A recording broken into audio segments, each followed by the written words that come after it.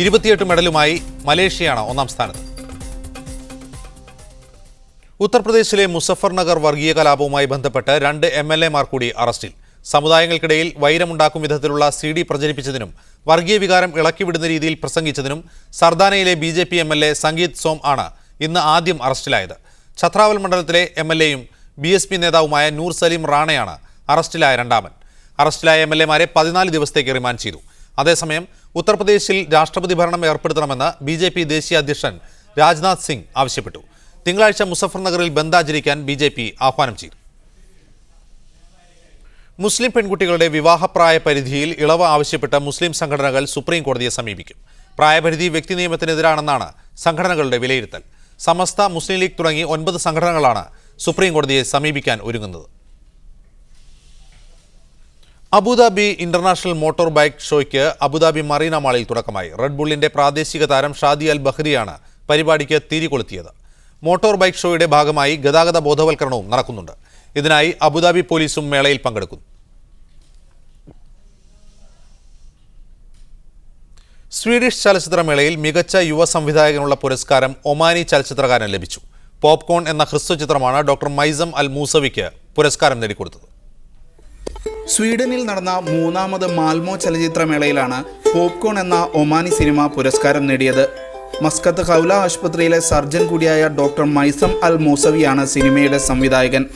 കുട്ടികളെ പ്രധാന കഥാപാത്രങ്ങളാക്കി ഹ്രസ്വചിത്രങ്ങൾ നിർമ്മിക്കുന്ന ഇദ്ദേഹത്തെ തേടി നിരവധി പുരസ്കാരങ്ങൾ എത്തിയിട്ടുണ്ട്. സ്വീഡനിൽ നിന്നുള്ള അംഗീകാരം ഏറെ ആത്മവിശ്വാസം പകരുന്നതായി മൈസം മീഡിയ വണ്ണിനോട് പറഞ്ഞു. Oman acting is not really a big thing, but I managed to make small films, and with my first film Ranin, it was accepted in the film festival, Muscat Film Festival. Muscat ചലച്ചിത്രോത്സവം, Abu Dhabi Gulf film festival, Indonesian ചലച്ചിത്രോത്സവം എന്നിവിടങ്ങളിൽ ഇദ്ദേഹത്തിൻ്റെ റനീൻ എന്ന cinema award നേടിയിരുന്നു. ജീവിതത്തിൻ്റെ ഓരോ ഘട്ടത്തിലും ആദ്യ ചൂടിൻ്റെ പ്രാധാന്യമാണ് പോപ്കോൺ എന്ന സിനിമ പറയുന്നത്. 1ാം പിറന്നാൾ ആഘോഷിക്കുന്ന ഒമാനി ബാലലിനോടെയാണ് സംഭാഷണമില്ലാത്ത ഈ ചിത്രം പുരോഗമിക്കുന്നത്. മസ്കത്തിലെ മലയാളി ചലച്ചിത്ര പ്രവർത്തകർക്ക് സുപരിചിതനാണ് മൈസം.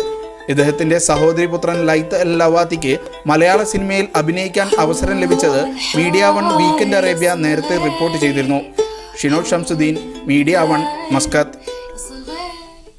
ഖത്തർ ആഭ്യന്തര മന്ത്രാലയവും ട്രാഫിക് വകുപ്പും സംയുക്തമായി യെല്ലോ ബോക്സ് ക്യാമ്പയിൻ ആരംഭിച്ചു. ജംഗ്ഷനുകളിൽ വാഹനങ്ങളിലെ സിഗ്നലുകൾക്കിടയിലെ മഞ്ഞ വരയിൽ വാഹനങ്ങൾ നിർത്തുന്നതിനെതിരെയാണ് ക്യാമ്പയിൻ. ട്രാഫിക് സിഗ്നലുകൾക്കിടയിലെ ചതുരാകൃതിയിലുള്ള മഞ്ഞവരയിൽ വാഹനങ്ങൾ നിർത്തുന്നത് 500 റിയാൽ പിഴ ലഭിക്കുന്ന കുറ്റമാണ്. ഖത്തറിലെ യുവജന സംഘടനയായ യൂത്ത് ഫോറം ഇൻഡസ്ട്രിയൽ ഏരിയയിലെ സാധാരണ തൊഴിലാളികൾക്കായി ഓണാഘോഷം സംഘടിപ്പിച്ചു. പ്രത്യേകം ക്ഷണിക്കപ്പെട്ട 40ഓളം പേർക്കാണ് യൂത്ത് ഫോറം ഓഫീസിൽ പരിപാടി സംഘടിപ്പിച്ചത്. ഓണാഘോഷത്തോടനുബന്ധിച്ച് അന്താക്ഷരി, മിമിക്രി തുടങ്ങിയ കലാപരിപാടികൾ അരങ്ങേറി. വിഭവസമൃദ്ധമായ സദ്യയും കഴിച്ചാണ് ഏവരും മടങ്ങിയത്.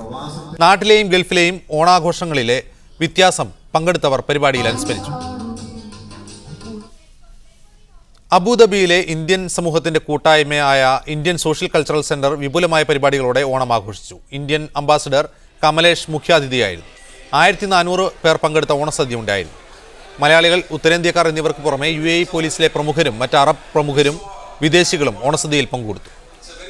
പൂക്കള മത്സരവും കുട്ടികളുടെ കലാപരിപാടികളും നടന്നു. കുട്ടികളുടെ പുലികളി മത്സരം ശ്രദ്ധേയമായി.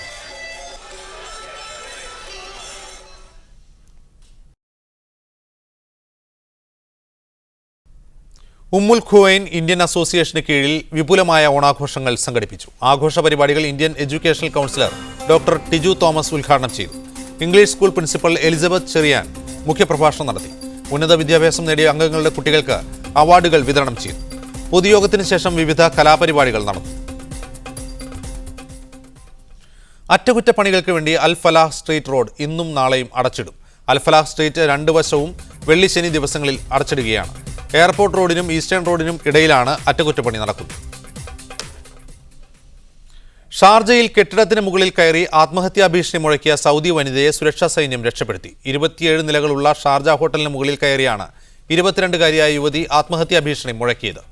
ബന്ധുക്കൾ വിവരമറിയിച്ചതിനെ തുടർന്ന് പോലീസ് എത്തി യുവതിയെ രക്ഷപ്പെടുത്തി. അൽ ഖാസിമി ആശുപത്രിയിലേക്ക് മാറ്റി. 3 മണിക്കൂറോളമാണ് യുവതി ആൾക്കൂട്ടത്തെ മുൾമുനയിൽ നിർത്തിയത്. തിരുവനന്തപുരം സ്വദേശി അബുദാബിയിൽ കുഴഞ്ഞു വീണ് മരിച്ചു. സ്വകാര്യ കമ്പനിയിൽ ഡ്രൈവറായി ജോലി ചെയ്തിരുന്ന വർക്കല ചാവറങ്ങോട് ആശാൻമുക്ക് സ്വദേശി സജീവ് ആണ് മരിച്ചത്. 48 വയസ്സായിരുന്നു. ഒമാനിലെ സൊഹാറിൽ വാഹനാപകടത്തിൽ പരിക്കേറ്റ് ചികിത്സയിലായിരുന്ന മലയാളി യുവാവ് മരിച്ചു. വയനാട് കരുവണ സ്വദേശി അബ്ദുൽ വാഹിജാണ് മരിച്ചത്. 24 വയസ്സായിരുന്നു. കഴിഞ്ഞ ദിവസം ജോലി കഴിഞ്ഞ് നടന്നു പോകവേ സ്വദേശി യുവതി സഞ്ചരിച്ച കാറിടിച്ചാണ് അപകടം നടന്നത്. മൃതദേഹം തിങ്കളാഴ്ച നാട്ടിലെത്തിക്കും. വെളിയം ഭാർഗവന്റെ നിര്യാണത്തിൽ അബുദാബി ശക്തി തിയേറ്റേഴ്സ് അനുശോചിച്ചു. കേരളീയ സമൂഹത്തെ പുരോഗതിയിലേക്ക് വളർത്തുന്നതിൽ വെളിയം ഭാർഗവന്റെ പങ്ക് വളരെ വലുതായിരുന്നുവെന്ന് പ്രസിഡന്റ് AK ബീരാൻകുട്ടി അഭിപ്രായപ്പെട്ടു.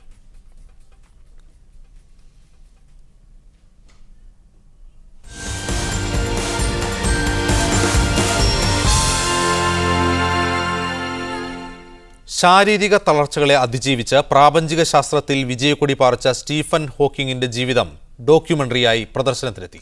ഇച്ഛാശക്തി കൊണ്ട് ഉയരങ്ങൾ കീഴടക്കിയ ജീവിതകഥ ഹോക്കിംഗ് എന്ന പേരിലാണ് സ്ക്രീനിലെത്തിയത്. സ്റ്റീഫൻ ഫിനഗറാണ് സംവിധായകൻ. അതിജീവനത്തിന് പര്യായം നൽകാമെങ്കിൽ നിസ്സംശയം പറയാം സ്റ്റീഫൻ ഹോക്കിംഗ് എന്ന്. ശാരീരിക തളർച്ചകളെ അസാമാന്യ മനസ്സുറപ്പുകൊണ്ട് അതിജീവിച്ച് ശാസ്ത്രചരിത്രത്തിൽ സ്ഥാനം പിടിച്ച ഹോക്കിംഗ് എക്കാലത്തും ലോകത്തിന് മാതൃകയാണ്.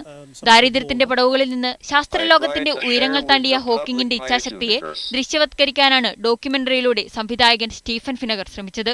കേംബ്രിഡ്ജിലെ ബിരുദ പഠനത്തിനിടെയാണ് നാഡീരോഗം ഹോക്കിങ്ങിന്റെ കൈകാലുകളെ തളർത്തിയത്. തുടർന്ന് സംസാരശേഷിയും നഷ്ടപ്പെട്ടു. ശാരീരിക തളർച്ചകൾ കീഴടക്കാൻ ശ്രമിക്കുമ്പോഴും തികഞ്ഞ ആത്മവിശ്വാസത്തോടെ പൊതുനന്മയ്ക്കായി പ്രവർത്തിക്കുകയാണ് ഹോക്കിങ്ങിന്റെ ലക്ഷ്യം. It is somewhat strange to make a film about one's own life, but I hope you found my story in some way inspiring. കമ്പ്യൂട്ടറിന്റെ സഹായത്തോടെയാണ് ഡോക്യുമെന്ററിയിൽ ഹോക്കിങ്ങിന്റെ ശബ്ദം റെക്കോർഡ് ചെയ്തത്. ഹോക്കിങ്ങിന്റെ സംഭാവനകളായ ബിഗ് ബാങ് മുതൽ ബ്ലാക്ക് ഹോൾ വരെയുള്ള പ്രപഞ്ചശാസ്ത്രത്തിന്റെ നാൾവഴികളും ഡോക്യുമെന്ററിയിലുണ്ട്. ഡോക്യുമെന്ററിയുടെ പ്രമോയ്ക്ക് തന്നെ മികച്ച വരവേൽപ്പാണ് ലഭിച്ചത്. News desk media one. Be positive from Bright Light. വിരൽ തുമ്പിലെ സൂര്യൻ ബ്രൈറ്റ് ലൈറ്റ്. പ്രധാന വാർത്തകൾ ഒരിക്കൽ കൂടി. ഈജിപ്തിലെ ഇടക്കാല പ്രസിഡന്റ് ആഡ്ലി മൻസൂർ നടത്തിയ പ്രസ്താവനയ്ക്കെതിരെ കുവൈത്തിൽ വ്യാപക പ്രതിഷേധം. പ്രസ്താവന കുവൈത്തിനെ അപകീർത്തിപ്പെടുത്തുന്നതാണെന്ന് ആക്ഷേപം. പാർലമെന്റ് അംഗങ്ങളും രാഷ്ട്രീയ പ്രവർത്തകരും പ്രസ്താവനയ്ക്കെതിരെ രംഗത്ത്. ഹജ്ജ് വേളയിൽ തീർത്ഥാടകർക്കായി മക്കയിലും പുണ്യസ്ഥലങ്ങളിലും വിപുലമായ സൗകര്യങ്ങൾ. മിനയിലെ ജംറയിൽ സ്വയം ചലിക്കുന്ന ബെൽറ്റുകൾ ഉപയോഗിക്കുമെന്ന മശായർ വികസന പദ്ധതി മേധാവി ഡോക്ടർ ഹബീബ് സൈനുദ് ആബിദി. മക്കയിലും പുണ്യസ്ഥലങ്ങളിലുമായി തീർത്ഥാടകരുടെ സേവനത്തിന് 15 ആശുപത്രികളും 175 മെഡിക്കൽ സെന്ററുകളും. ഇടുക്കി ഡാമിലെ ജലനിരപ്പ് സംഭരണശേഷിയുടെ 98% കവിഞ്ഞു. 1% കൂടി ഉയർന്നാൽ അണക്കെട്ട് തുറക്കും. ആശങ്കയുടെ കാര്യമില്ലെന്ന് ഡാം സുരക്ഷാ അതോറിറ്റി ചീഫ് എഞ്ചിനീയർ. മുസ്ലിം പെൺകുട്ടികളുടെ വിവാഹപ്രായം നിശ്ചയിക്കുന്നതിനെതിരെ മുസ്ലിം സംഘടനകൾ സുപ്രീം കോടതിയിലേക്ക്. 18 വയസ്സ് നിർബന്ധമാക്കുന്നത് വ്യക്തി നിയമത്തിനെതിരെന്ന മുസ്ലിം സംഘടനകളുടെ നേതൃയോഗം. തീരുമാനത്തോട് യോജിപ്പില്ലെന്ന് MSFും സോളിഡാരിറ്റിയും. അഭിപ്രായം പറയാനില്ലെന്ന് മന്ത്രി PK Kunhalikutty. Asian school athletic മീറ്റിൽ കേരളത്തിന് സ്വർണ്ണത്തിളക്കം. PU ചിത്രയ്ക്കും അഫ്സലിനും ഇരട്ട സ്വർണം. 100 മീറ്റർ ഹഡിൽസിൽ TC ആരിക്കും സ്വർണ്ണ നേട്ടം. പോൾ വോൾട്ടിൽ മരിയ ജെയ്സണ് വെള്ളി. മലയാളിക്കരുത്തിൽ 8 സ്വർണവുമായി മീറ്റിൽ ഇന്ത്യ 3ാം സ്ഥാനത്ത്. ന്യൂസ് മിഡിൽ ഈസ്റ്റ് പൂർണ്ണമാകുന്നു. ശുഭരാത്രി.